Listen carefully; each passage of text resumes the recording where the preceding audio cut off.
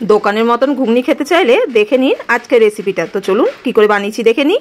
তো এই জন্যই প্রথমে মটর সেদ্ধ করে নিয়েছি আর যা যা লাগবে রেডি করে নিয়েছি। এরপরে কড়াইয়ে তেল গরম করে তার মধ্যে শুকনো লঙ্কা, তেজপাতা, জিরে ফোড়ন দিয়ে ওর মধ্যে দিয়ে দেবো কুচনো পেঁয়াজগুলো। পেঁয়াজটা একটু রং পাল্টে গেলেই দিয়ে দেবো আলুটা। আলু আর পেঁয়াজ একসঙ্গে ভালো করে ভাজতে থাকবো। কিছুটা ভাজা হয়ে যাওয়ার পরে ওর মধ্যে দিয়ে দেবো পরিমাণ মতো নুন দিয়ে একটু ভালো করে মিশিয়ে নিয়ে তার মধ্যে দিয়ে দিলাম কুচনো টমেটো। কুচনো টমেটোটাও খানিকটা ভাজা হয়ে গেলে দিয়ে দেবো আদা বাটা আর কুচনো কাঁচা লঙ্কা। তারপরে দিলাম একটুখানি জল যাতে লেগে না ধরে। ভাজা ভাজা করে মশলাটা কষতে থাকবো। এর মধ্যেই দিয়ে দেবো গুঁড়ো মশলাগুলো, হলুদ গুঁড়ো, জিরে গুঁড়ো, ধনে গুঁড়ো আর একটু ভালো কালারের জন্য দেবো কাশ্মীরি লঙ্কার গুঁড়ো। সব দিয়ে ভালো করে কষিয়ে নেবো। আর যদি লেগে আসে তাহলে তোর মধ্যে দিয়ে দেবো একটুখানি করে জল। অল্প করে জল দিয়ে ভালো করে মশলাটা কষিয়ে নেবো। টমেটোটা আর আলুটাও সেদ্ধ হয়ে যাবে। 2-3 মিনিট মতন কম আছে একটু ঢাকা দিয়ে রাখবো।